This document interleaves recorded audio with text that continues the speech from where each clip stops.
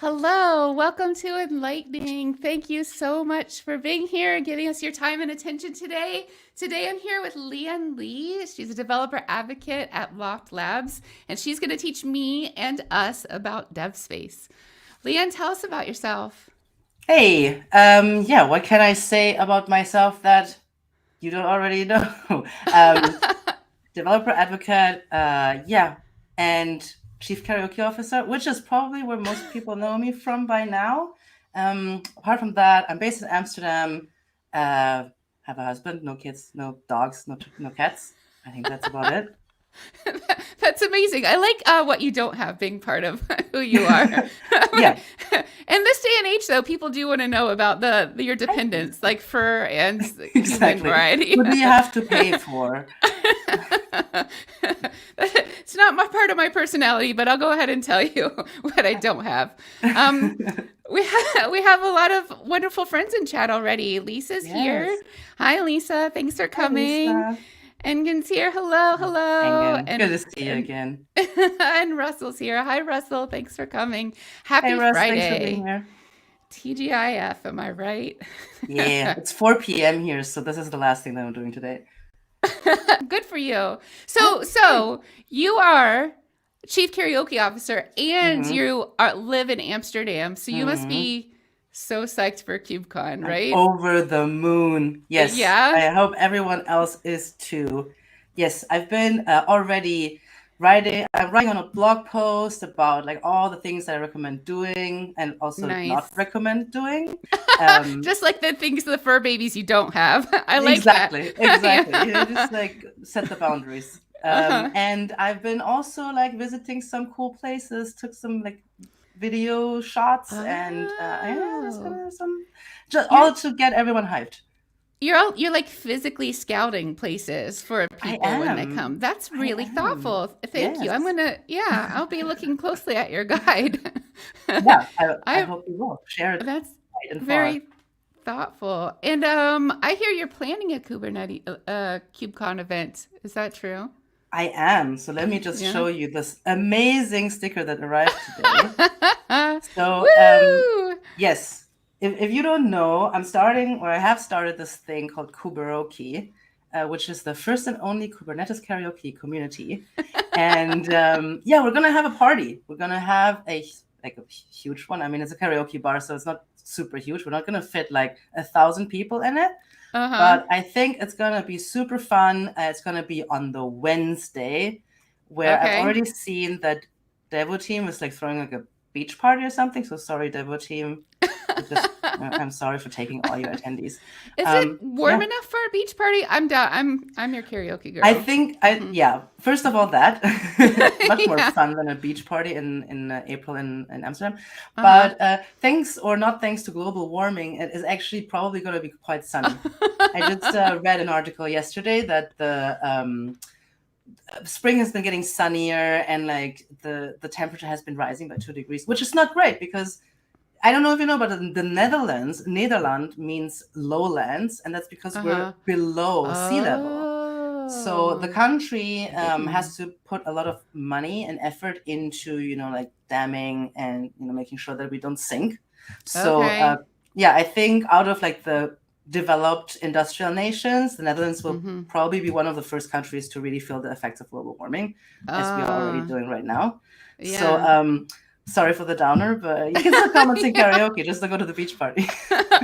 Or go to the beach while it's still there. While it's still there, There's a exactly. scarcity mentality around the beach Well, right it's now. beach soon. So. And yeah, maybe just so there's room enough for me to sing a few songs, I'll just promote the beach party so that I will. You send me your list. I will reserve a spot for you. But I'm just gonna say that this karaoke bar is the place that I've been going to since I first moved about 5 years Uh-huh. ago. Been going there pretty much every Friday, and Oh. it's. I love community, and it's just a nice community. It's like always the regulars, and you hang out and you chat and you get to know each other. I mean, we don't know each other's names really. We just, oh, it's you again. Oh, let's sing our song again. And that's Yeah, what I I like the just songs love you about it. choose. Yeah, Yeah, exactly. totally. Just Uh-huh. love that. So yeah, Develop, yeah. I'm gonna have a great time. Oh, developer guys here. Hello, wishing us a very great show. Thank you so much for Thank coming, you. friends. Will you be at KubeCon, or all y'all in chat be at KubeCon? Let's meet in real life. I Yes. yeah, for huggers, I'm a hugger. So if anyone wants a hug, there, I offer you now. But also, if you don't want to hug, that's okay. I respect your boundaries. Yes. I'm going to start moving behind the light board. I'm Hmm. going to put some DevSpace docs into the, and it says yes, they'll be at Of KubeCon. course, I'm Yay, holding yay, some yay. shirts for him.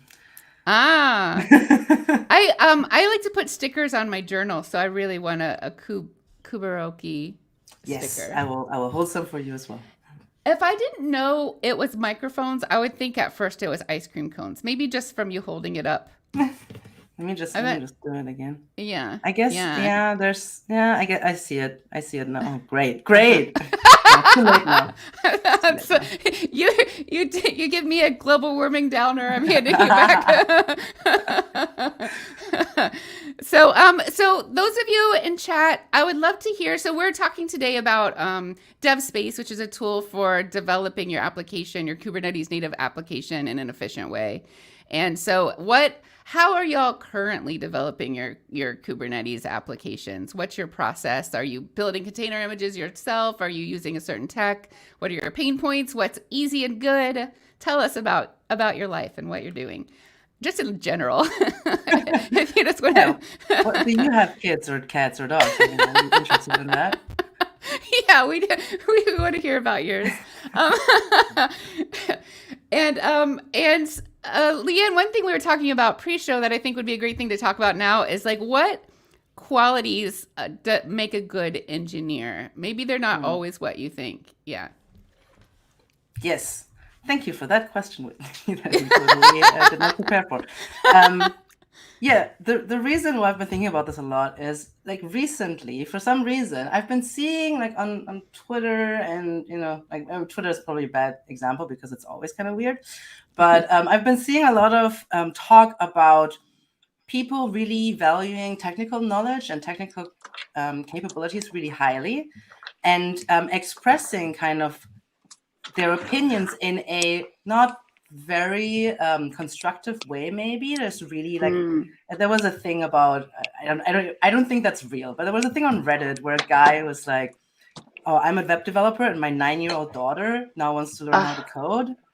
And Mm-hmm. she asked him to help, but he didn't help, and then she like taught herself C++, which is pretty amazing, and gave him like shown him the code, and he's just like tore into her like, this is not production ready, the naming is bad and everything.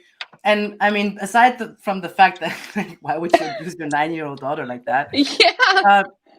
I think it speaks to like a bigger thing of like these old school rockstar engineers who are just like technical knowledge is everything to them, and they feel because they're very good at this one thing that gives them the right to just be completely obnoxious and kind of like unbearable in other ways. And yesterday I saw an article, and I didn't read the article, I just saw the headline, but it was saying something like ChatGPT will kill the rockstar developer or something like that. And I was thinking about that, and I guess there's something to it that I want to talk about now, which is that I don't know if you've tried GitHub Copilot yet, or tried using ChatGPT to write code for you. It works amazingly well. It works really, really well, which is kind of shocking maybe. But that means that, all this technical knowledge is not that valuable anymore because I can just like ask Oh. AI to do that for me. So I think ChatGPT is not always correct. That's right, Lisa. So you also need to check the code. Same thing with Copilot, by the way. Like Leanne, sometimes I'm gonna yeah. I have to restart my browser, so I'm gonna Okay. drop and be right back. Okay.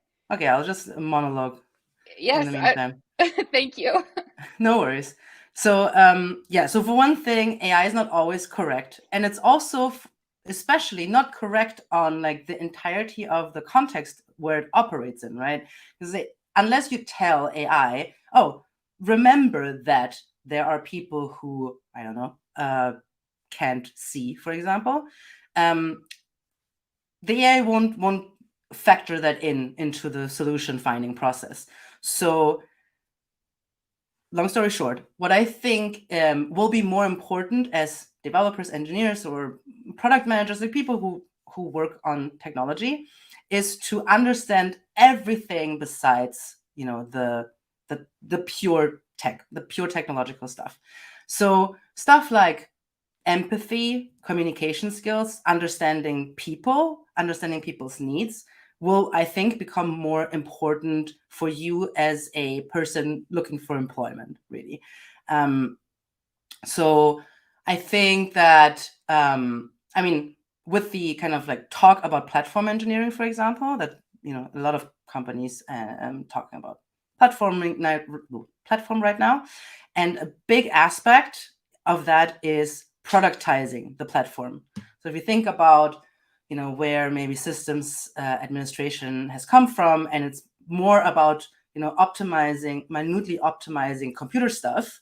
And now platform engineering is really more about how do I make all of these abstraction layers that Kubernetes gives us, and it's amazing, how do I make them useful for people, for developers, for people who don't have the time or the need, or really like, why would I ask a front-end engineer to really go deep into resource quotas? It just makes no sense. It seems like a waste of everyone's time and effort. So understanding people's needs and understanding how to talk to them and how to get like to the truth of it. I used to be a consultant, and we would go into companies and build CI/CD platforms for them, for example, or build like CI/CD pipelines. And a lot of times, those people were just not really honest with us with their needs, because they were afraid of looking like, they're incompetent, or, just, kind of like just didn't want to look like they're idiots or something. So they were just telling us like stuff that was not in fact true. And then we built this thing, and they just never used it because they were actually not super confident in CI/CD or microservices. So to wrap this up, maybe, I don't know if Whitney's back.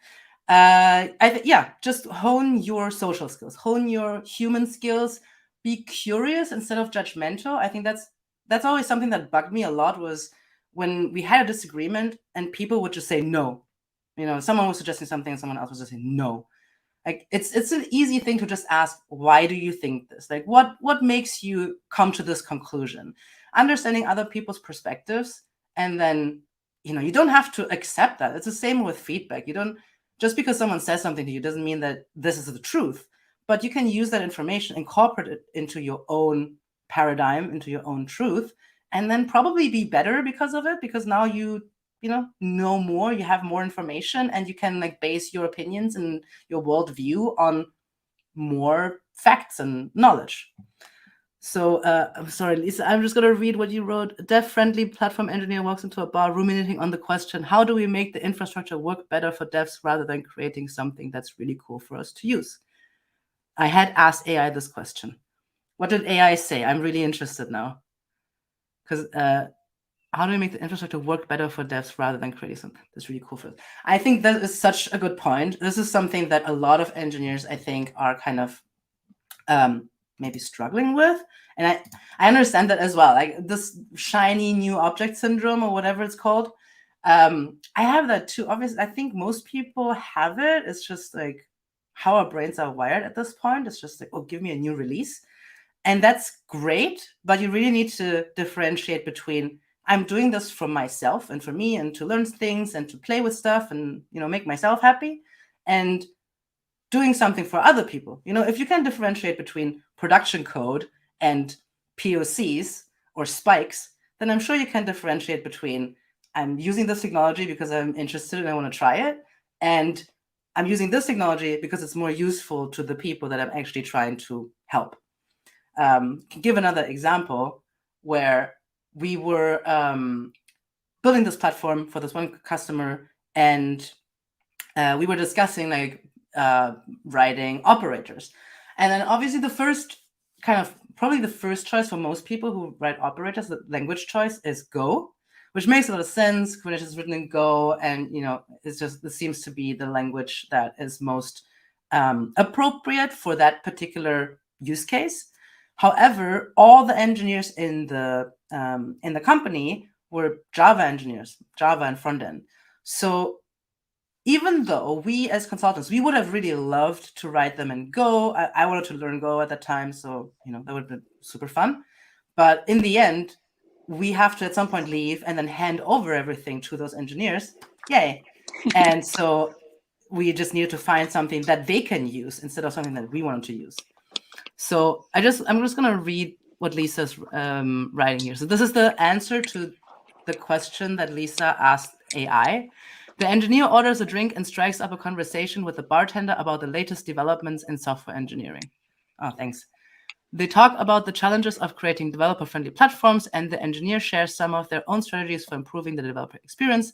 As this conversation continues, they both agree that a focus on collaboration, communication, and empathy is essential for building great software and supporting the developers who create it.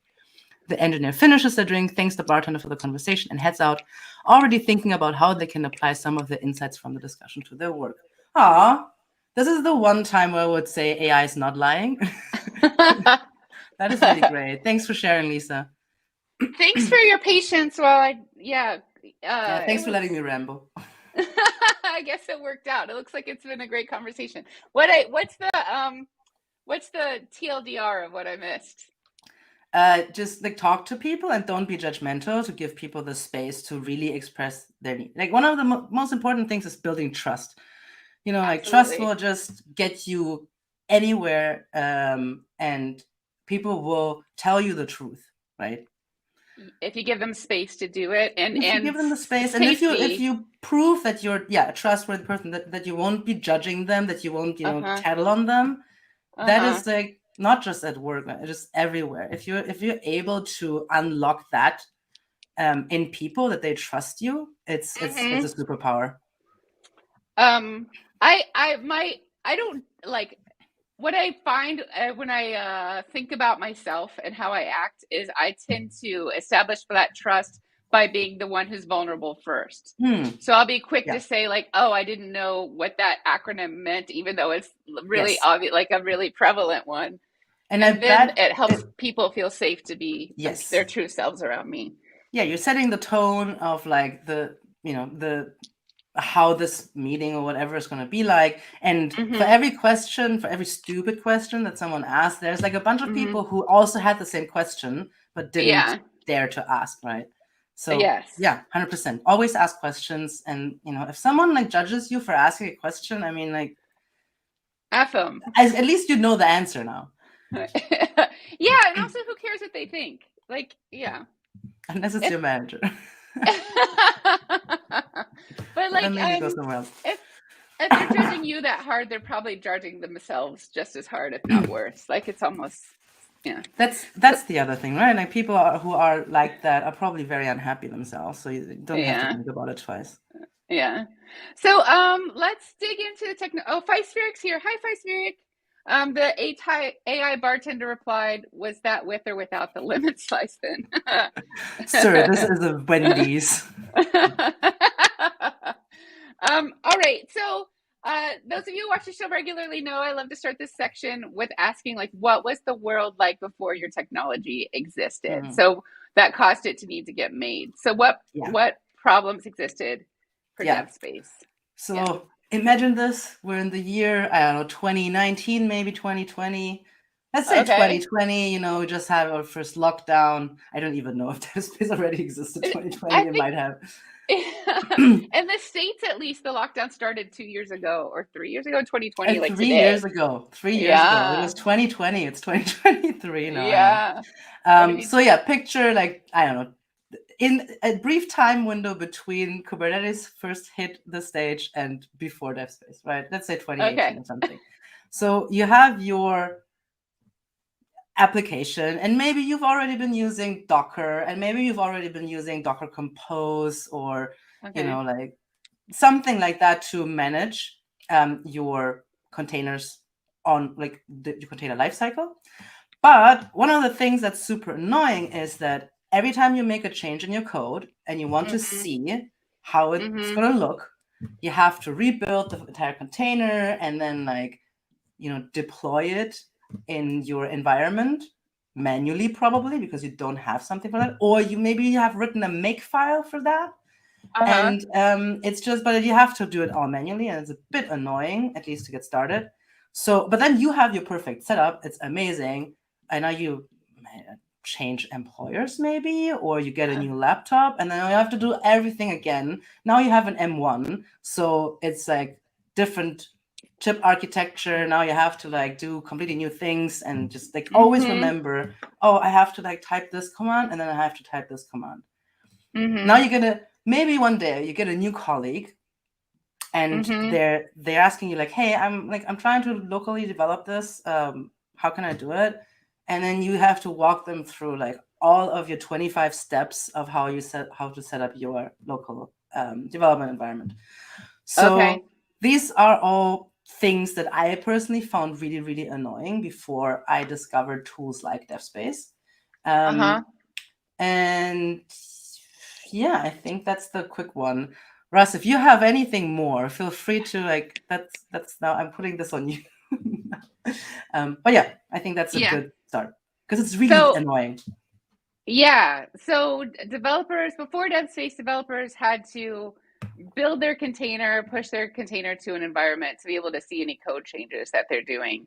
And there are maybe some ways to make that feedback loop faster than doing that whole bit manually, but even that involves a lot of setup. And if anything changes, like you have to change your setup. A lot of work.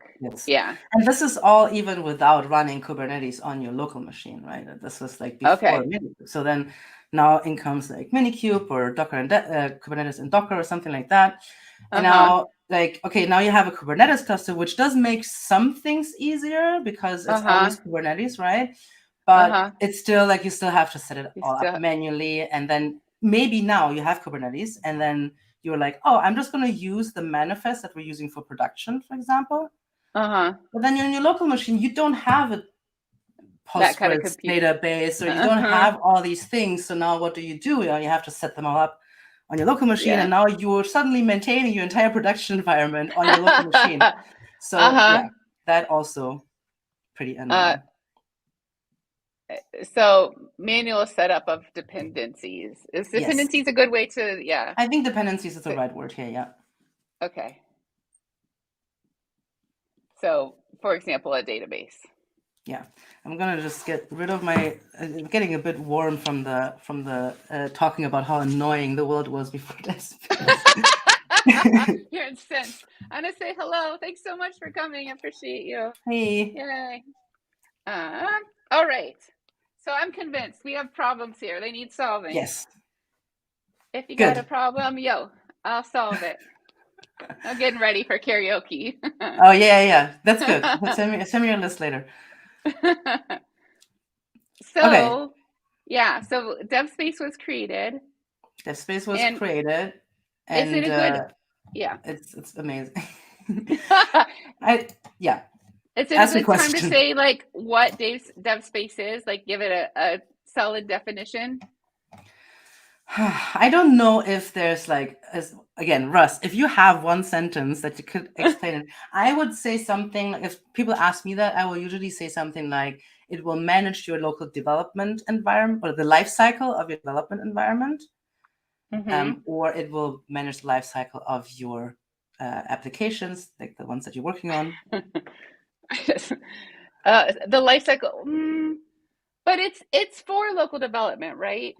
Yes. What I mean by life cycle is just that it will manage kind of like, you start it up and then you shut it down, and it will make sure that, everything that needs to be there is there. And then when you shut it down, it's like, it's gone. That's kind of the idea of it. Actually, you know what? Okay. For me, it really helped to develop in the environment. So Russ says, for me, it really helped to develop in the environment the app that would be deployed to. That makes sense. So you're developing your app in the environment where it's going to be deployed. You can absolutely start with Docker or Docker Compose, but there's a jump from that to Kubernetes. So DevSpace helps us start wherever you're going to end. That makes a lot of sense. So you're, Russ, please correct me if I'm wrong, but I believe you don't have to run it just on your local environment. Like, you could point DevSpace to any Kubernetes cluster that you have access to.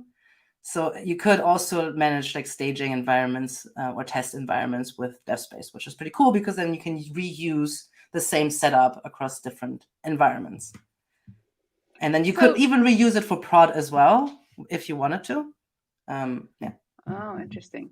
So DevSpace improves the developer experience. Is that good to put down? Yes. That's okay. We'll start there. Yeah. Let's start there and work our way down. Okay. And then, do you want to by doing what? What's the end of the second half of that sentence? Do we want to do like high level, like by making it easier to? Now I'm thinking. Would you want a more technical definition or a more like sales and marketing kind of definition? Yeah, why don't you give us both and we can discuss it in chat. Okay. So on a higher level, I guess this is also what we already had in the title card, by making by making Kubernetes invisible to the developer. How about that? Ooh, that's nice. Yeah. Okay. And then we'll talk about how that's done throughout the episode. Yes. Okay. So Russ is saying, yep, if you have a staging or production cluster, you can use it there or start locally with Minikube or Kind. And I'm guessing you could use other Kubernetes distros as well if you wanted to, but these are the two main ones. I mean, as long as you have a kubeconfig, you should be able to use DevSpace, because I believe we just look into the current kubeconfig context and then just use that cluster to do stuff on it. So to use DevSpace, you need a kubeconfig. Mm-hmm. And so you're, and that's, are there going to be a few things, or is that just the answer? A kubeconfig? Yeah, I mean, we can. No, let's start the list. Okay. So obviously you need a Kubernetes cluster that's given. If you have a kubeconfig, you probably have a Kubernetes cluster that config points to. Okay, let's start with Kubernetes cluster.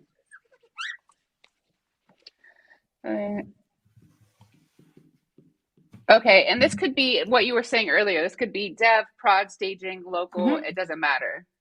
Okay. Yeah.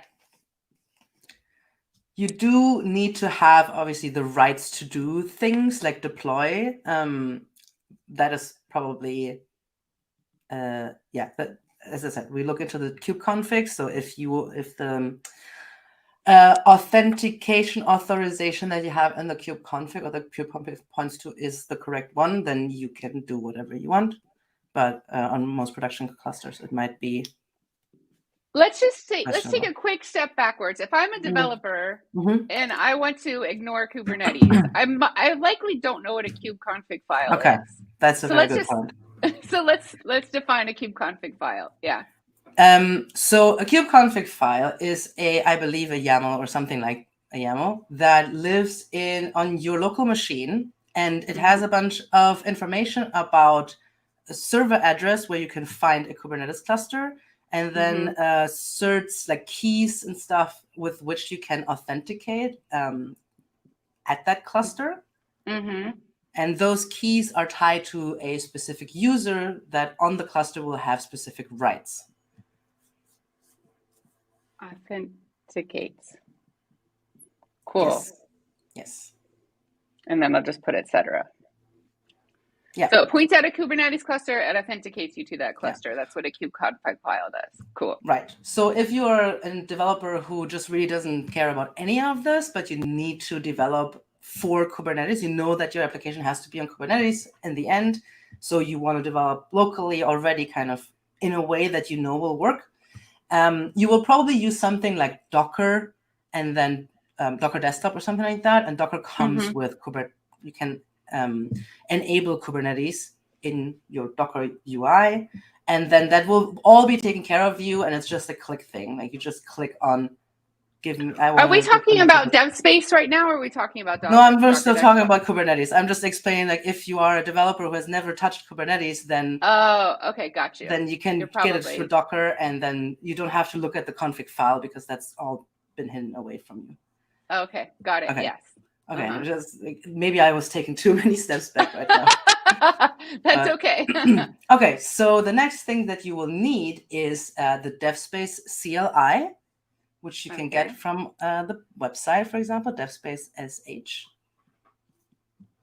And you can get it from all the known package managers like Homebrew or I don't even remember any. I've been on Mac for so long. apt-get, Apt, Choco. yeah. Sometimes, yeah. You know the ones that you use.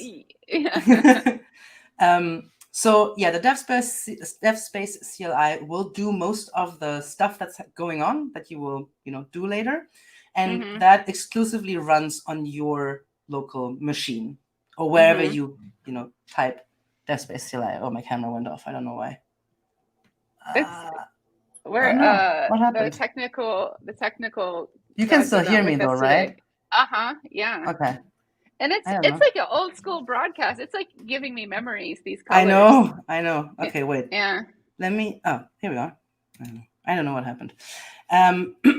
So where were we? Oh yeah, DevSpace CLI. Yeah.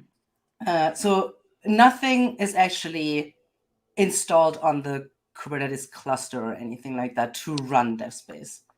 Interesting. Right? So you don't have to have access to the cluster just to run DevSpace. But yeah, you will later want to deploy stuff to the cluster maybe, and then that will be deployed to the cluster. But DevSpace itself, only local. Interesting. Cool. And yeah, probably the one thing that's missing is you need an application of some sort that you want to work on. So that is the last thing. I don't know if that's part of the list that you're making there, but why not? Yeah. Okay. And then we will likely get to this, but we talked about an application that needs a database. Is it my responsibility to install that database and get it all set up through DevSpace too? Like, how's that play in? Ideally, no. Practically, probably also no. If you're if you're on your local machine, then maybe yes, because you won't be able to, unless you set it up in that way, you won't be able to call out to somewhere else, unless you set it up in your local cluster that you are allowed to call to whatever database that lives somewhere else, right? So if you have your local cluster and you have your local applications running there, but the database lives somewhere else, you need to kind of like make it happen that you can talk to that database. Okay. If you have a shared application, and we're going to get to that later, if you have a shared environment where many teams, work on stuff at the same time, then you could set it up in a way that you're not responsible for the database, because the database just lives there, and DevSpace will be able to find the database and will know, oh, this is the database that I need. But we will get to that. Okay. So to answer, so what I'm understanding is, if there's a Kubernetes cluster that's running on Google Cloud or something, and it has a local database running, it maybe has another application that my application needs to call is maybe running. That's all out there, and I can call it and use it and access it without like any special configurations. So, okay, I think maybe I'm trying to explain it the wrong way around. So if you are developing on your local machine, right? You have your local Kubernetes cluster, Docker, whatever, and you only want to run the application that you're currently working on, but that application has dependencies to a database or other applications that are not running on your local machine. Yes. Then you have to somehow be able to tell your application locally, this database is somewhere else. And maybe like create some configuration that makes it possible for you to, from your local machine, call the remote database. So it's possible, but it's not out of the box. You have to do that yourself. If, however, go ahead. I'm adding to the list that you need to connect to application dependencies. Is that correct? If they're separate. So yes. I don't know what's going on with my camera today. Okay, I'm gonna switch cameras now. Okay. I'm gonna switch to the amateur camera. Okay. So there's another type of usage. So this is one type of usage where I just run my local cluster with just the app that I'm working on right now, and that's all there is on my cluster. The other type of usage is where we are multiple teams and we share a cluster. Let's say we share an integration cluster, a staging cluster, and we're working on it, and my application has a dependency to your application. In my DevSpace configuration, I'm saying that I'm working on this application, on mine, but it has a dependency to yours. And in your DevSpace YAML, it says the same thing, but vice versa. So now you can deploy your application completely independently, and DevSpace will be able to see your application because we're on the same cluster, and we'll say, oh, this is the dependency that I need. So I don't have to spin it up. But if you are defining it, if you're defining the dependency and you're on your local cluster and it's not there, then DevSpace will spin it up for you. So dependency will be something like, this is the repo address, and then DevSpace will go and get it for you, unless you are able to set it up in a way that DevSpace can call it from somewhere else, where I don't know if that's possible. So Russ will have to jump into that. Does that make any sense? I'm feeling like I'm rambling again. You're great. I'm still slowly but surely wrapping my head around it. Okay. So when you're developing your application with DevSpace, are you always on a local cluster that's then connected maybe to a Google Cloud cluster, or? No, that's not how it usually works. So usually think DevSpace works in a way where you usually are only talking to, okay, now I'm seeing where it's confusing. Okay. When I said you need to configure so you can go to this other database or whatever, this is probably almost more an application level thing where your application just has the address of the database and you just change the address. So instead of local.dev, it would be gcp.io or something. So it's, I mean, you can put it somewhere else, but it's kind of like more an application level configuration rather than like a Kubernetes level configuration or something like that. So I said at the beginning, DevSpace should make life easier, and I feel like I've not been holding up that promise. But you know what? We get to the details, and then it will hopefully become much clearer. Yeah, and I think we're talking about two different use cases that I'm kind of getting confused with each other, where like there's a local cluster and there's a remote shared cluster. Those are two totally different things, and I'm conflating them. So let me just let's just ignore what I said and just go to you have a local cluster, you have your application, you have dependency applications. Out of the box, DevSpace will check your cluster and see the app that you depend on, it doesn't exist on this cluster, so I'm just going to spin it up. I'm going to pull the repository, and then I'm going to run this application because I'm expecting that there's going to be a Kubernetes YAML or something. Okay. You have local cluster. You're running your app on that local cluster. Yeah. So you have your local cluster. You run your app or develop that you're working on. Yeah.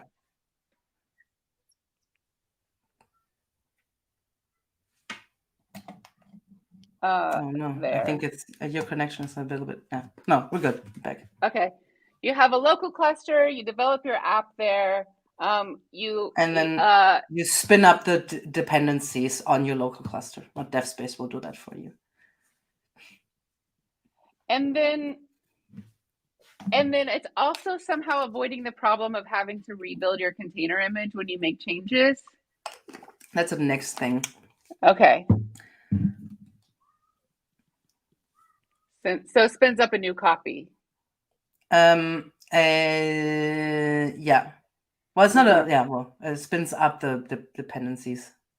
Okay. I don't even know if it doesn't need to be a copy. It just spins up the dependencies because it doesn't exist on your cluster currently. Yeah. Cool. I follow. Okay. And then before we get to the hot reloading, the use case number 2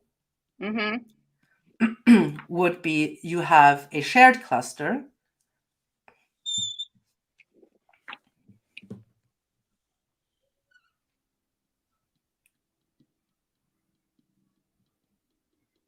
Okay. You have a shared cluster. You still develop your app there. And then your teammate who you depend on, who's working on the application that your application depends on, also develops their app there.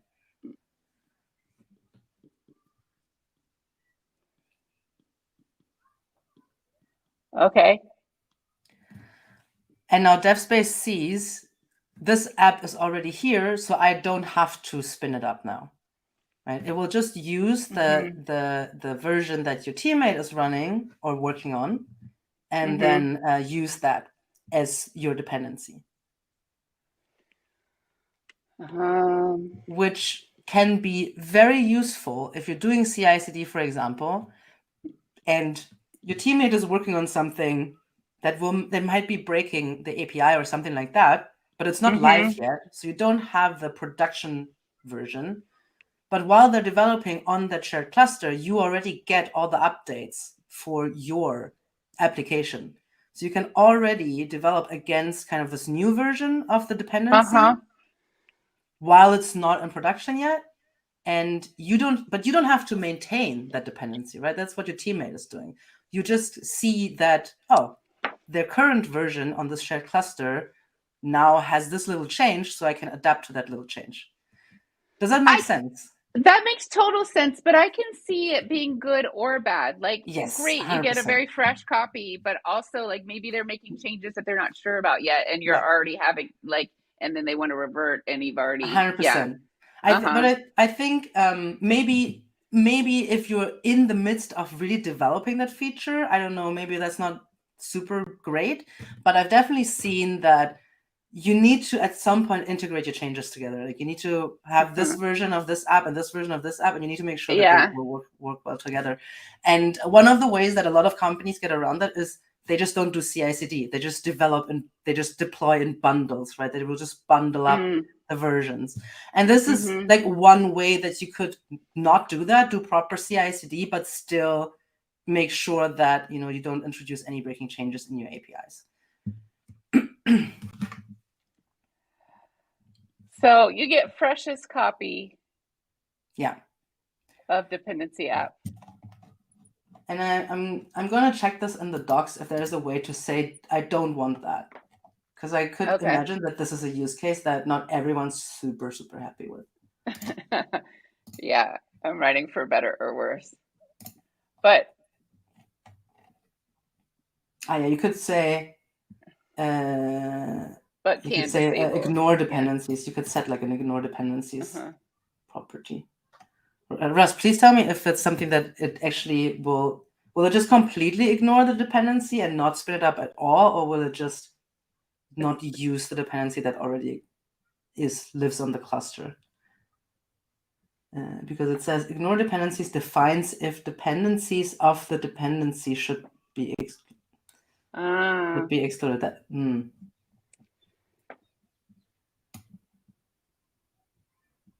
Okay, we'll find out.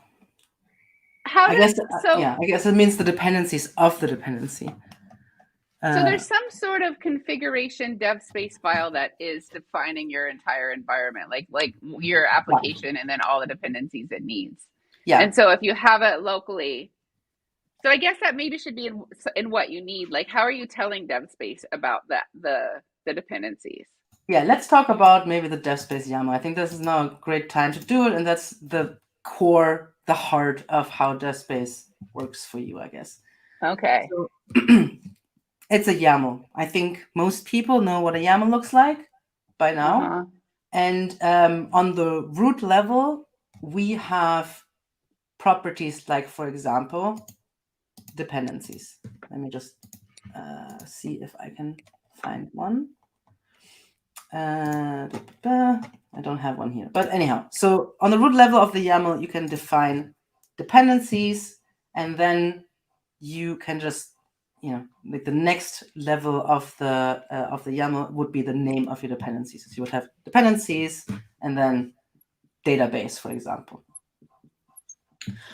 Now, this database, we can now say you can find all the information about this database dependency, either where we are right now, so you can just hand it a path, and I think it's a relative path. So if you basically have the dependency within your folder, then you can do that. You could also say this is somewhere on a Git repository, and then you have to pass in your the address and the branch. Or you can also do like tags or subpaths, and there's all kinds of like fancy stuff here. Just checking. Yeah, so tag, revision, subpath, branch. You can disable pull and disable shadow. But so basically, you can give it either a path or a Git URL. And then DevSpace will, check the YAML, and we'll basically check the state of the YAML with the state of the cluster and just make sure to reconcile them. And then if it sees that this dependency does not exist on my cluster, I will try to spin it up. Okay, I think Russ has replied. You can pick and choose. You might ignore dependencies if someone else is actively developing another microservice and you just want to reference their copy. Okay. That's great. Okay. Config. So what I'm writing down, what you're saying, kind of simplifying and paraphrasing. Well, declare your dependencies, declare your cluster. Oh, okay, sorry. No, that's all right. But the cluster you don't declare in the DevSpace YAML. So the cluster we will just assume from reading your kubeconfig, and you don't have to put that in the DevSpace YAML. Okay. So you declare in your DevSpace YAML, you say this is my application, and this is where my application location is. Well, in the DevSpace YAML, you don't actually only declare your applications, you declare the state of your development environment. And you could be working on multiple applications also, right? It's more about you just define kind of, this is the state in which I want my Kubernetes, my target cluster to be in eventually. So when you were describing before the 25 steps you might have to take to get your development environment, that's an imperative way to do what is now happening declaratively with this DevSpace I should YAML. have led with that. That's a very good way to express that. Thank you. Thank you for helping me understand. Yeah, exactly. So instead of saying, do this, do this, do this, you're saying, I don't care how you do it. This is what I want in the end. That's the whole idea of it. Declaratively. Yeah. Cool. And then devm is. So dependencies are one of the things that you can define for your local environment. Another thing that is the most important probably are deployments. So in those deployments, you would declare your app. So you basically have deployments, and then you just have a bunch of whatever you want to deploy to your cluster that is not a dependency. So all the deployments are things that you actually want to touch. That's the stuff that you actually are working on. Whereas dependencies is stuff that you need it, but you don't want to work on it, for example. So you're actually using Kubernetes objects in your DevSpace YAML? You're deploying you're referencing a Kubernetes development? No, deployment. I think deployments is not a Kubernetes deployment. I think it's just a DevSpace way to say, please deploy this, because you can define whether you deploying it from a Helm chart or just want to do like run a kubectl. So I could, for example, deploy a cron job. Right? It's just saying like run this, apply this kubectl. Apply this manifest. Apply this Kubernetes manifest with kubectl. or kubectl or whatever you want to call it. Mm-hmm. And it could theoretically be whatever Kubernetes object. It doesn't have to be a deployment. It doesn't have to be a pod. It could be a cron job or a service or whatever. So when you declare your application, it sounds like you were saying you're pointing at like a Git repo. You're not doing it from an image. Is that true? Or like you would probably do like a Helm chart or just a plain Kubernetes manifest. Those are the two types that we do. So it is packaged up into an image. And then yes, so you can well, most people probably will. Okay. It's really hard to explain it without showing the YAML because it would be so much easier. That's half of the fun of the show. Okay. So, all right. It's like Pictionary. The hierarchy of that YAML is deployments, right? This is like just telling DevSpace, these are the things that I need you to put on the cluster and manage for me. Mm-hmm. And then the next level is the name. So it would be maybe app, whatever you want to call it, or my super great app. And then the next level is what kind of, are you deploying it from a Helm chart or are you deploying it from a plain Kubernetes manifest? Mm-hmm. Then let's say we're using Helm charts. The next level would be, give me the name of the chart, give me the address, where can I find the chart? Mm-hmm. And then pass in the values for the Helm chart, and that could be whatever. It could be you're referencing an image that is already built somewhere, for example. Mm-hmm. This image could be remote. It could also be in your local image registry. Mm-hmm. Now there's another root level declaration for the DevSpace YAML that is called images. And there you can define how to build images locally. And then you can reference that in your deployments. But you don't have to. Like, you can use images that have already been pre-built somewhere. Mm-hmm. But you can also build images. And so basically that hierarchy would be images, and then you give it the name, that how you want to call the image, and then where can I find the Docker file? And that can be, locally or relative to your, well, it always has to be locally. It can be just Docker file, how most people name it, and then I don't think you even have to pass a name in, or it can be somewhere relative to where you are. So you could have, I've seen people do it. You can have like 3 different microservices in one folder, all managed by the same DevSpace YAML, or you can have a DevSpace YAML for each of your microservices, and they're each separate in separate repositories. So you can declare the image build, you can declare the applications or the deployments. Mm-hmm. You can so this is kind of like the bare level stuff, right? You have to probably build an image, and then you have to deploy it somehow in your cluster. Now, most people, when they develop stuff, they need more stuff. So this would work on production, for example, right? You could just say like build image, put it on cluster, and this would work fine. But then if you're developing, you might need stuff like port forward, because you want to like go into your container and check things out to debug stuff. And for that, there is a section that's called dev. And basically, when you run DevSpace, you can tell DevSpace, hey, this is not a production environment, this is a development environment, and I want all the fancy stuff that I can get in development environments. And there's a bunch of stuff there. For example, the not rebuilding your image.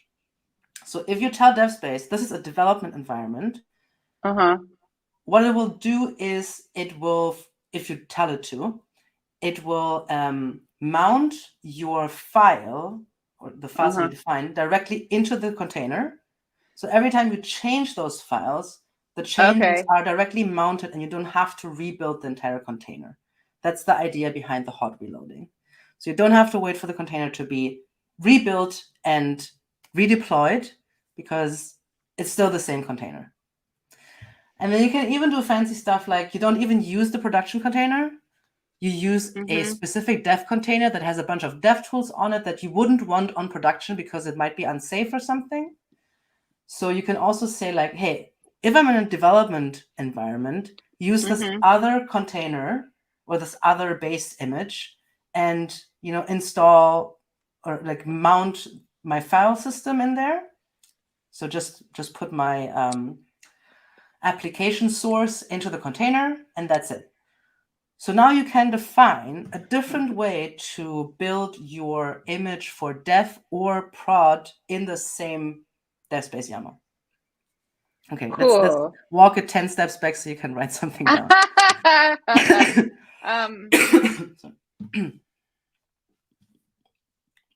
So different strategies for dev versus prod, for example. Yeah. But I want to capture what hot reloading is, and so and I think it's important for sure. Yeah.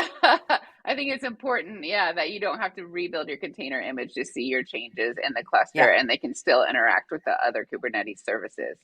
Yeah. So different strategies for dev versus prod, for example.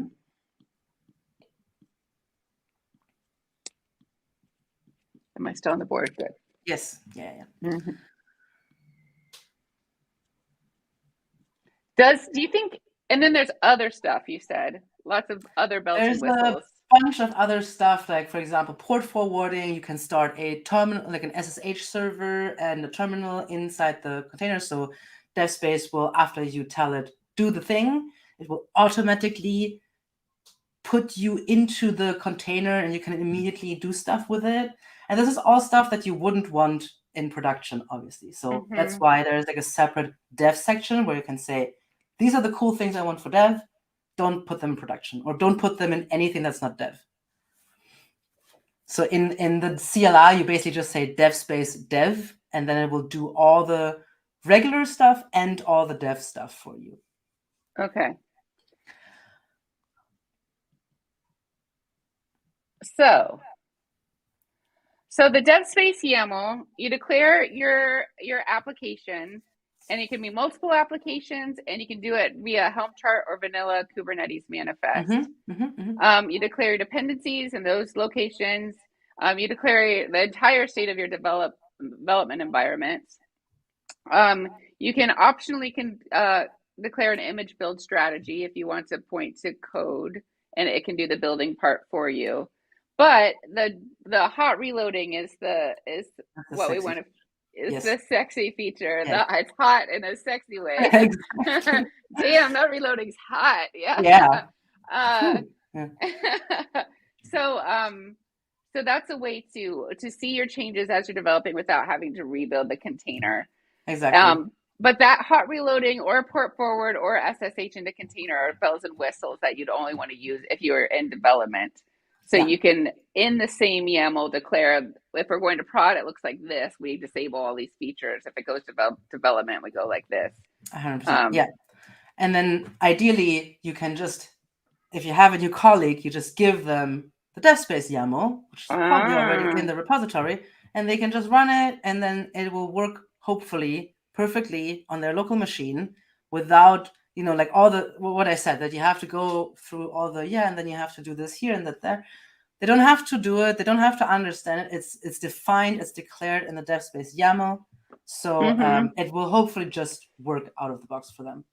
And then if you're looking in the docs, I don't know if we call it hot reloading. It's called file sync. Okay. So yeah, just if you're looking and you can't find it, it's called file sync. Because what is a tech feature without two names at least? Well, I mean, hot reloading is the marketing term probably, and file sync is what we actually do. Oh, then one of my favorite features is also, you can also say in dev that please open this URL for me when you're done with everything. So if you have like a web server, it will just automatically do everything for you and open the browser for you, and then you can just go and like make a coffee and come back, and then everything's there. Nice.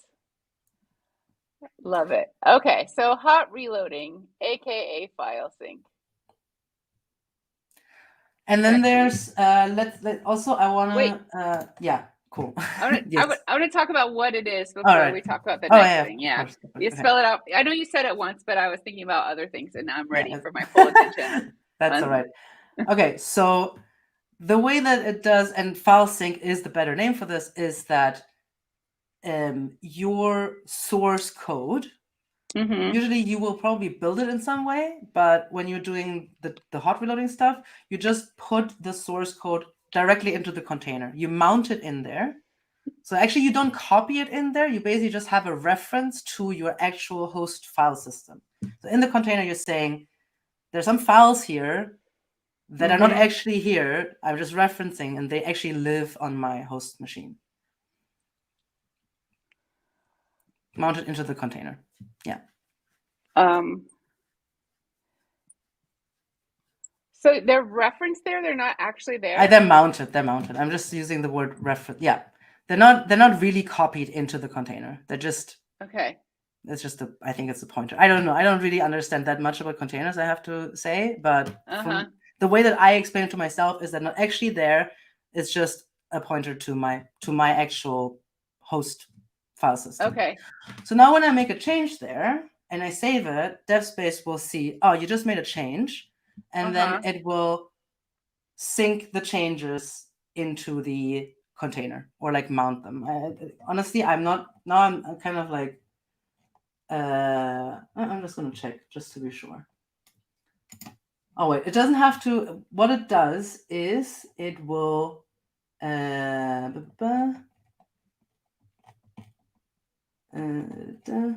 I think we only need to there's some fancy stuff that we can do when DevSpace detects changes. But then DevSpace doesn't have to detect them because the files are mounted anyway, so the changes should just like automatically, I guess, make their way into the container without DevSpace having to do anything. But you could do stuff like, oh, restart this process or something if you see a file change. So for example, if you're working on, let's say, a Python web server, and then you make changes, then it's still the same process, so the changes won't show up. So you have to restart the process so the changes actually will show up on your website, for example. So in that case, you have to tell DevSpace to start the container on file change. But it's not the file change that DevSpace needs to manage, it's the container lifecycle, the container restart or the thread restart inside the container. Okay, so the application process needs to get restarted inside the container. Yeah. And DevSpace manages that. DevSpace can manage that for you, exactly. Mm-hmm. Yeah, and then I think the main thing is really just that you don't need to rebuild the image, you don't need to redeploy to Kubernetes. All of this stuff is just it's just taken care of you, and you can just it should feel like you're just working on your host machine. Like you don't even realize there's like a Kubernetes cluster behind it, because everything will just automatically appear in front of your eyes, and you don't have to think about it.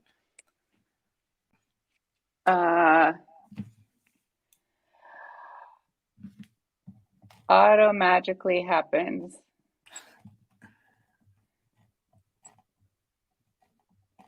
Devs don't have to understand. But of course, if you're very interested, you can definitely dig into. I mean, it's a YAML, so everything should ideally be clear what's happening. So the application source codes I have a question that's probably a dumb question, as they say, that's going to show my greenness, but I feel comfortable with that. And that question is, if this cluster is running on, say, Google Cloud, and my code is local and being saved locally, is that a slow process at all? Does it matter that the computer I'm saving to and the computer that's hosting the container are very far apart from each other geographically? That is a very good question. I don't actually know that. I'm guessing not, just because I know where a close Uber is or whatever. Like that happens really fast. Yeah. So that's just a question. So when the changes when I'm a developer, when I save my changes, they're automatically reflected in this development environment that I'm seeing locally, even if it's hosted far away. And so the part that DevSpace manages that mounting it to the container, and also it manages restarting that app process in the container once those changes are saved. If you wanted to, you have to tell DevSpace to do it. So DevSpace won't do that out of the box. DevSpace won't even do the hot reloading out of the box. You do have to specify that you want that. Fuel Snobbles here. Hello, Fuel Snobble. Hey. Fuel Snobbles. We're talking about another technology that helps you develop on Kubernetes. So this time it does it through the sexy hot loading. Yes. Hot reloading. Yeah. Putting the hot in the reloading. Cool. Yeah. So, and then there's like the restart is like one thing, but you can do all kinds of stuff. For example, if you're using Node.js, you might have to do like an npm install to reinstall your dependencies because you did a change in the package JSON or something. Okay, this is very specific, but you have a change in your dependency file or in your package file, and then you have to reinstall the packages. So you can also define that in your DevSpace YAML, like, hey, if you see a change in package JSON, you have to rerun npm install. There's all kinds of stuff. I don't think you need to put that in there because there's a lot of different things. But again, the whole point is that all these tiny little things that you always need to do, you just put them there, and DevSpace will just do it for you, and you don't have to think about it anymore. So FuseNeighbor says, in .NET we have something like that, but since it works so, we call it lukewarm.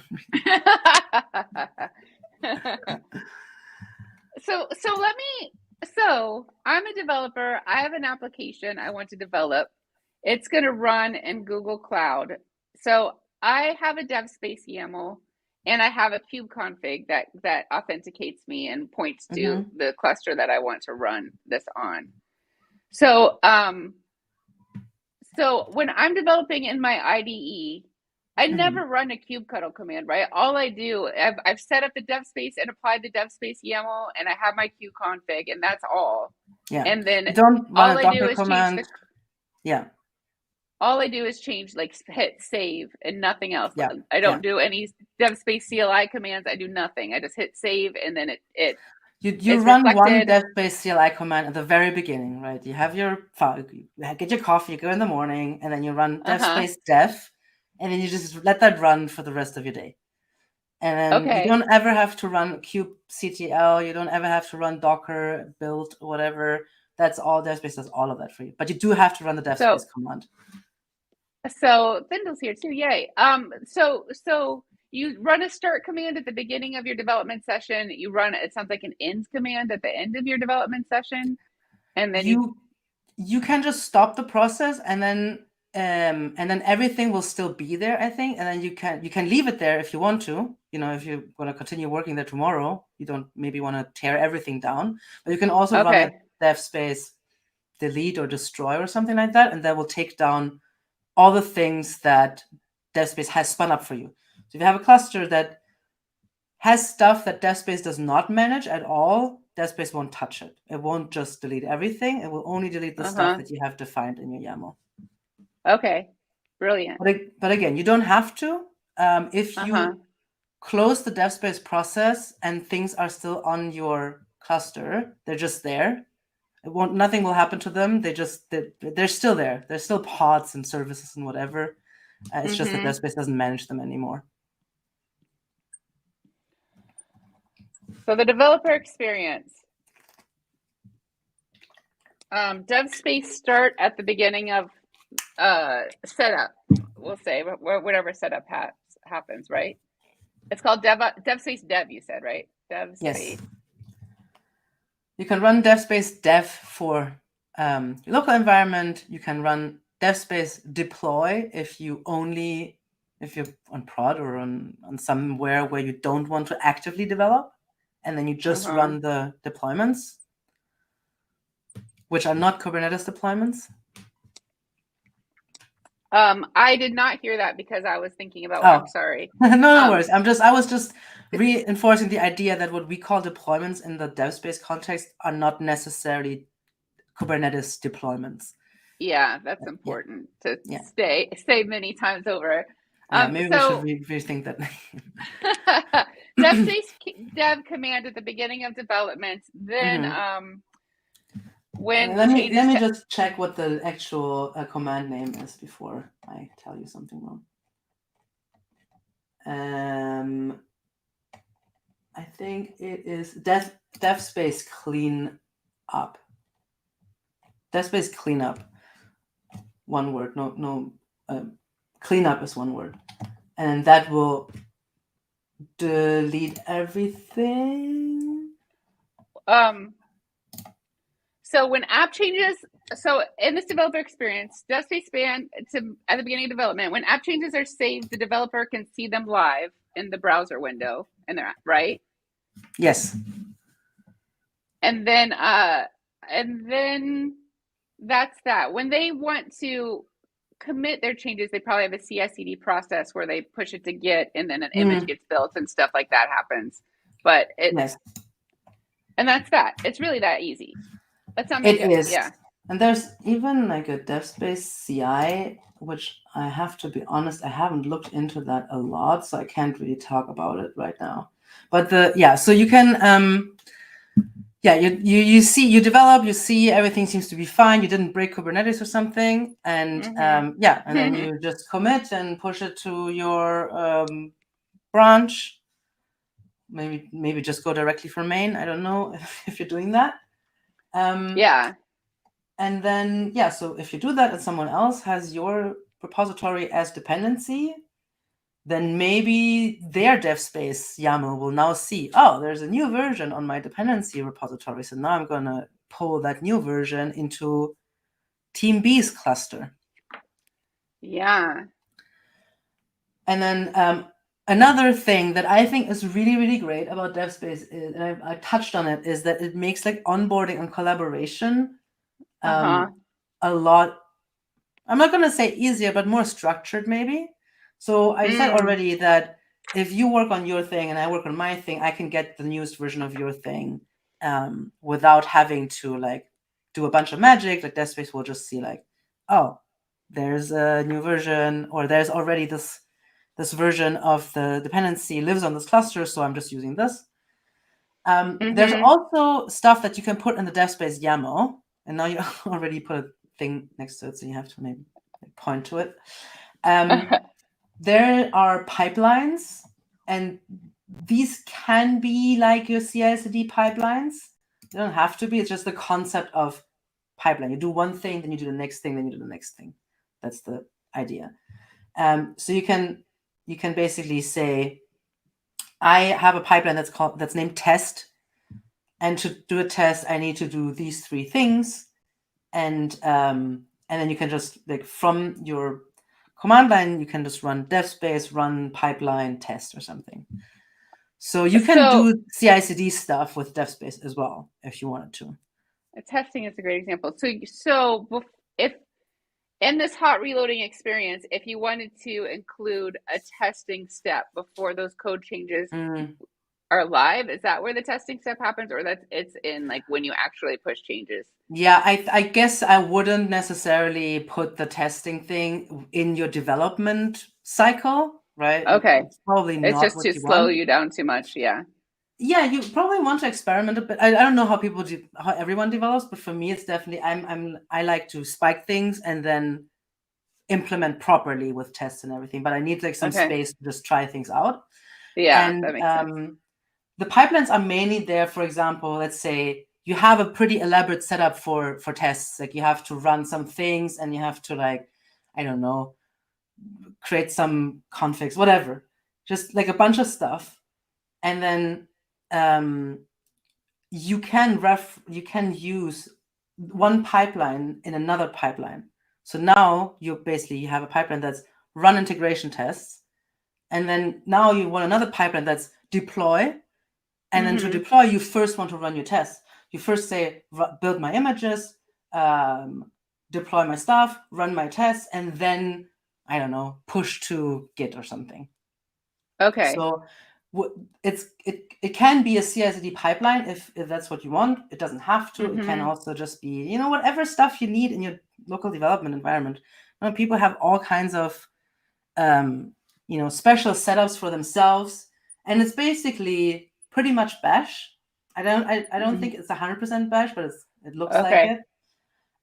So if you need to, like do some special magic on your machine, you can do that in pipelines, and then you can reuse one pipeline in another pipeline.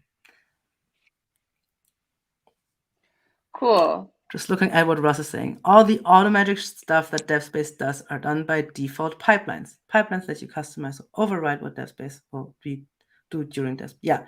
So you can, so DevSpace dev is like hard coded, but you can override it. You can, if you need, like, again, special stuff that the default behavior doesn't provide, you can just define that and then say, okay, I need to do this stuff, and then run the default dev pipeline, and then do other stuff maybe. So it's all customizable, but it doesn't have to be. If you're happy with the kind of default setups because you don't care, it's good enough. But if you have like really special like setup, then you can customize it. And again, this is super useful if you just want everyone in the team to have the same workflow, run the same kind of tests and everything. And then, I mean, there's so much stuff. I don't want to get into everything. Yeah. This is just the final thing. Okay, wait, I want to go backwards before you go forwards, please. There are some things I want to make sure I got correct. One thing I want to say quickly is this. There have been a few technologies like this where there's so much you can do, and it's very exciting. Yes. But the bottom line is like this developer experience and how simple it is. So like that's like the thing to remember when we're talking about all these little bells and whistles and getting true. I'm just getting too carried away with all the You're stuff excited. That You're passionate about your your technology, which is great. And so you were saying that you just briefly said one great thing about DevSpace is it enables well-defined collaboration between developers. Yeah. And I want to make sure I captured that well. If there's anything else you want to say there. So, as I said, like one of the main, like to me, the most beautiful use case is that you just have this DevSpace YAML and you can give it to everyone. And it just, we all use the same DevSpace YAML, which means we all use the same workflow. I see. And there's also, this was the last thing I was going to say, there's also the possibility to create like a library. So you can create a DevSpace YAML where you just define, these pipelines that I mentioned, or you can even define custom functions if you want to. Right? This is how we run tests specifically. And then you can import them into your DevSpace YAML. So we can have a shared DevSpace library that's very, very specific to our use case. And then I can import that into my DevSpace YAML, and you can import that into your DevSpace YAML. And then if we want to change that for everyone, we just have to change that in that one place from where we import. So that's the I think those are the two ideas: is make it simple for developers to ignore Kubernetes or to not have to deal with it. But then also, because we're now declaring and we're automating, we now have the possibility to converge. I'm thinking about a different word, but I don't consolidate. I think let's consolidate all like our little hacks and tricks into like a defined way of how we're going to do it, and we all pull from the same source. So that's the single source of truth. So you can have a shared DevSpace library, and it can standardize your workflow. I love the source of truth. Yes. Probably if there are any like policies or best practices, you can incorporate 100%. Them here. Yeah. And then you can use them. You don't have to. You can import them, and you can still override them, for yourself if that's what you want, but you don't have to. It's once again, we just try to really give people the possibility to do stuff when they want to, when they're really into it, and if they don't want to, then you don't have to. I love it. That's how I want people to treat me all the time. Exactly. In life in general. I have this blank space. You started saying something right after hot load reloading, and I made you step back, and it had something to do with file systems, but I don't remember what it was. I don't It was know. a I ways don't back know. there. Okay, it's gone. I don't know. Okay, so I therefore, don't think it was that important, honestly. okay, it was okay. I wasn't sure. So then we have this little space. Do you have something new you want to fill it with, or we could possibly fill it up with benefits, or we can rethink our devs. Let's do Yeah. benefits, I think. I think I Okay. talked in depth about all cool features, but in the end, you don't have to use any of them if you don't want to. And that I think Yes. that is the beauty of it, right? You do you, boo. Yeah. Cool. So let's do a benefits section. I love benefits.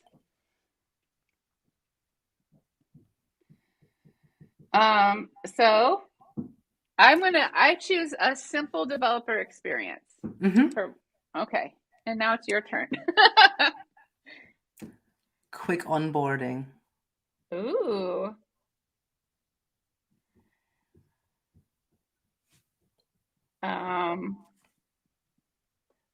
Lots of customization choices. I don't like that. Yeah, it's not a benefit to you. Quick onboarding.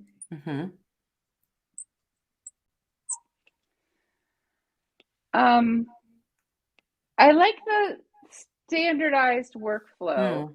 Yeah, me too. Yeah. You think that's the best way to say that, or should we be a little more standardized? Yeah. No, I think standardized.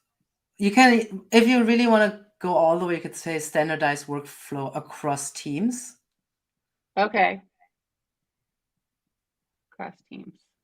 Love it. Oh yeah, the collaboration element's nice. Is that? Yeah, you have it there. Okay. I will say fast dev cycle, because you get the feedback very quickly. Love it. Yeah. Oh, this is like a challenging game. Yeah. I'm cheating and looking at the board. Oh, obviously I'm doing that. Is the same thing as hot reloading. That's just a mechanism That's behind it. Yeah. Exactly. It just means that you get the feedback quickly, right? Changing something, does it work, does it not work? How about this like declarative, just period, as a benefit? I was thinking about that as well. Like declarative is nice. Yeah. And definitely when we're talking about how it used to be, imperative was the big problem. This is not a knock at all, but I used to work for a company named Tilt, and Tilt has a very, very similar product, which is called Tilt. It's not part of Docker. And Tilt does a very, very similar thing, but completely different, because Tilt doesn't declare with a YAML, but it's a starlar file, which is a Python dialect. So basically it's Python. And I think it's great in a lot of ways, because you can program everything. And that's really useful for developers. But what we noticed that some users just felt like they were hacking, because they didn't get like this nice YAML. They were used to YAMLs now, and YAMLs felt like clean and proper, but writing code to do things that was sometimes then imperative instead of declarative just felt kind of wrong and hacky. So that's why I do like YAMLs more. It just, I don't know, feels kind of right, and it's easier to explain to people. You don't have to learn Python to use DevSpace, right? It's just words and a bit. Yeah. And is it even common for developers to write and manage their DevSpace YAML? It seems like that could be something that's set up by ops team for developers. Could be. Yeah, could be. It depends on your organization and how you're doing it. Yeah. If you're doing DevOps, probably most of the time you are supposed to write your own DevSpace YAMLs. Okay. But, yeah. Do you have anything else? I mean, you only write it once and then it's done. Yes, that is set it and forget it. That could be the last benefit if you want. But it's your turn to do one. But there's only room for one more.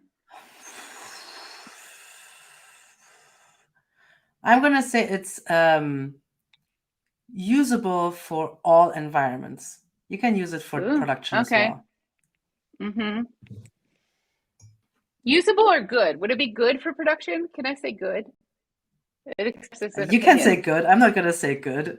I'm not gonna say you can. Like obviously, if you understand what you're doing, if you have the proper security measures in Usable. place, like yeah, you Uh-huh. can be good. But I'm not gonna say it because it's just gonna get people to this idea that, oh yeah, let's just like DevSpace handle it. And like security is such a huge, like broad topic, especially with Kubernetes. There's like a billion million things that you need to think of, and like I just don't want people to get the impression that, oh, DevSpace was just going to handle everything. It can handle a lot of things for your local environment, but that's your local environment that has a lot of security measures done. Yes, Fuel Stable, it does work on Windows. I'm 99% sure it does. I'm just going to check. Yes, Windows PowerShell. Oh my god! I was just looking at the install command, and it's not nice, but it does work. Set on the board. Good. Great. So I'm feeling a recap. Are you ready for me to recap this and make sure Yes, that we have a shared understanding, that you imparted everything you want to say? Okay. I'm so glad we got there at the end. It was a little touch and go there for me. I know. It's like, what am I talking about? Why am I rambling? So before DevSpace, way back in, what did you say, 2000? At the beginning of COVID. That's a 2020. Yeah. Oh, I said 2020. Yeah. Devs, so to see a code change, when you want to develop on Kubernetes, it's a super duper pain in the butt because you have to rebuild and deploy a container every time your code changes to see what your code looks like.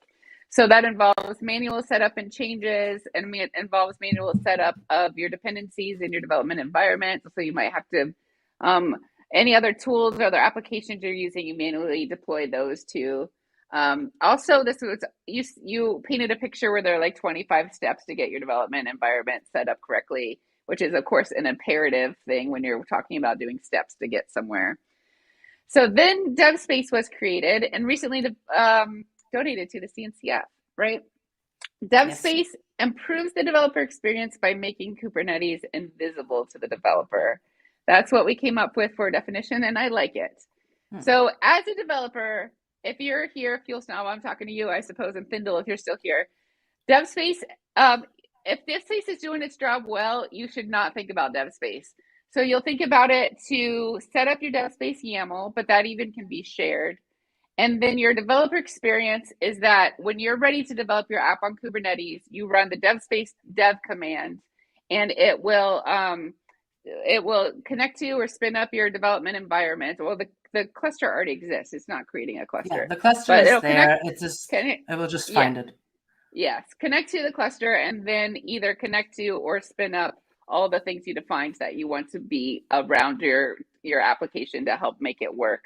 But all that's happening without you needing to worry about it. You just run that DevSpace dev command, and then you start developing. When you save changes to your app, you can open a browser window that's pointed to your app running in that Kubernetes cluster, and you immediately see those changes. You don't rebuild a container, and it's just that easy. As a developer, that's all you're thinking about. But all this other stuff that's happening and able to happen is pretty exciting. So if you want to get set up using DevSpace, you need a Kubernetes cluster that you're developing on. That could be local or remote. It could also be dev, prod, staging, whatever. You need a kubeconfig file, which developers might not know. Kubeconfig file points to a specific cluster and has authentication details for connecting to that cluster and like who you are as a user and other things. But that's basically what it does. And so you'll need the DevSpace CLI that runs locally just to run that DevSpace dev command.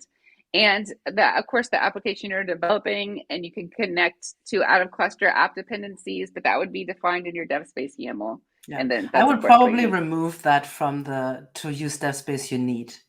Because you don't need that. It's just like you can do that, but it's not part of what you need. Like this is not what you need.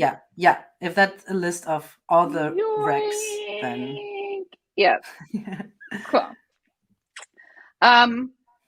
So we got a little confused. So we ended up, part of why we were confused is because we were conflating two different use cases. So one use case we have is you have a local cluster, you want to develop your application them, there, and then you're spinning up local instances of all the dependencies that you want to use to do your development. So that's one use case. Another use case is where you might have a shared development cluster. It looks like it says Duster. Develop your app there, and your teammate is also developing their app there, and you depend on that app, and maybe that cluster has database or whatever else too. So the DevSpace is smart enough to see, oh, that dependency is already there, so therefore I'm not going to spin up another copy. And then DevSpace is also smart enough where you can say either, yes, I do always want to see the freshest copy of what my teammate is working on, or no, I want an older version of that so that it's stable. So that's our second use case. And one of the benefits of DevSpace is that it enables these well-defined interactions between developers. Like, you're saying upfront in a declarative way how you want to interact with your teammates' application, which is you're not figuring it out on the fly or like calling up like, hey Susie, did you push your changes lately? So this DevSpace YAML is at the center of it all. It's defining everything. So you could have a shared DevSpace library with lots of different DevSpace YAMLs. A whole team can be working off of the same DevSpace YAML. There are a lot of different strategies for how you want to use it. But basically, the DevSpace YAML is the declarative way of how you're defining your entire development environments on Kubernetes. So you're declaring your applications. There could be multiple. Those are also called deployments in DevSpace, which are not the same thing as a Kubernetes deployment. You can choose your container image strategy, whether you're pointing at code and the image gets built, or whether you're pointing at images, or have your apps wrapped in a Helm chart or vanilla Kubernetes manifest, but you're defining them here. You also are, if you need to, declaring any dependencies of your application here, so those get deployed, or DevSpace is at least watching that they're there. And then there are lots of other bells and whistles. Like, you can say, if it's a dev environment, I want this to happen. If it's a prod environment, I want this to happen. So it's all defined in the same DevSpace YAML. And if it is a dev environment, there are lots of bells and whistles you could add, like port forwarding, or making it easy to SSH into containers, or the sexy hot reloading. And so the hot reloading is what enables this developer experience of being able to just save locally, like through your own IDE, and then immediately see that change in a browser, even though it's all happening on Kubernetes. And that happens because the file, it's also called file sync in the docs. You can't find it, so be careful. The app source code gets mounted directly into the container. So when you save the changes, it's automatically reflected in the development environment. And then DevSpace can optionally manage, like, restarting the process if you wanted to, or what was the example you gave of? So either if you like need to restart the process, or your dependencies change, if your packages change or something. Rerun npm start or whatever. Just need to be careful with the word dependencies, because it's not what we talked about earlier as dependencies. Right. Yes. Oh. Engineers really need to come up with better names for things. Yeah, exactly. So, yes. So how would you even distinguish those two types of dependencies? I call them packages because that's more. Yeah. Okay. Cool. So we can manage your packages. I love that. Thank you. So, or restart or whatever. So it can do those things automatically. So again, developer experience, you're not even thinking about that stuff. You're just making changes. You're seeing the changes. Bam, bam, bam. So you can also define and implement a CI/CD pipeline with the DevSpace YAML. So we talked about, like, in DevSpace, you've made all your changes. You can see them. And then when you're ready to actually implement those changes for them to really be what the end user sees, how you can just start that process within your DevSpace YAML, or maybe you have a GitOps process and you just push to Git, or you do whatever your company's process is. But it can be a thing that's integrated into DevSpace if you want it to be. But you did say it's mostly Bash scripts if it's that case, yes? It looks like Bash. I don't even know if it's actual real Bash, but it looks like Bash. So even if you're on Windows, you would write it in your DevSpace YAML as Bash. Yeah. Don't ask me how it's ported. I don't know. Yes, yes. Fielstable says naming 101. Reuse terms for different things. Come up with new Yes. terms for the same thing. 100%. Especially like make it so that it's really controversial also. So people will have like Yeah. Twitter feuds over it, and maybe you can like create an entire industry just on like hating on Serverless? things. I'm thinking of serverless. What are you thinking about when Oh, you say I'm that? thinking of DevOps is dead, honestly. Oh, okay. Excellent. So then Leanne and I came up with our own benefits. We took turns. So one benefit is a simple developer experience. Another benefit is quick onboarding. We have standardized workflow across teams, so like enabling great collaboration. You have a fast development cycle, a fast feedback loop. The whole thing is declarative. And then it's usable for all environments. So that means local and remote, but that also means like dev, prod, staging, those sorts of Yes. environments. Yes. Yeah. 100%. Because environments here means more than one thing also. Again, yeah, of course. So Yeah. I mean, it's cool if you want to use it in production, but I think the real value really is for development, because that's where the stuff is most annoying, I think. So that's, use it for prod if you want to, but mainly use it for dev. I mean, dev's in the name. It's in the name. It is. It kind of is. Yeah, for sure. It's not prod space, for sure. Exactly. This has been an absolute blast. We have another so much comment. Fun. Hydrate in a relationship to software. I'm unfamiliar of the term hydrate in relationship to software. That's fascinating. Oh, yeah, I know. In front-end development, there's something called hydration, and it has to do with like, do you render stuff like client side or server side? I don't know. It's such a new term. I don't know. I used to be a front-end developer maybe 7 years ago, and it's just been so hard to keep up with it. It's impossible, really. But I think that's the one thing where I know hydrate from. Let me know if this is what you mean, and then maybe you can explain it to me also, because I always learn it and then I immediately forget it like a week later. Yeah, let's see how fast Fielstable can type, because it's about dancing time. That's okay. You can find me on Twitter. You can explain it. You can shout to me on Twitter about that. Teach us about hydration, please, Fielstable. Yes. And if you see me at KubeCon, give me a hug. Yes. Oh, that's exactly Fielstable's whole point. Is like, I don't know. People keep saying it, and it's just like, let's just. I'm the next level. I kind of think I know what it's about, but I don't actually. So. Yeah.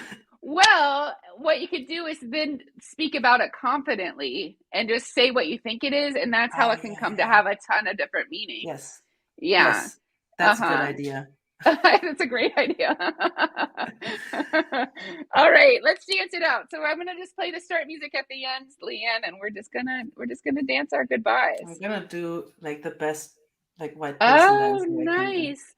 I'm all black, so you can't actually see my arms. Yeah. So my dancing or my hips either. So normally I'm like a hip person, but here it's all about just like hand movement. I love how you wave the arm thing. It's really. All right, here we go. Bye, everyone. Thank you so much. Thank you. Yeah. Bye.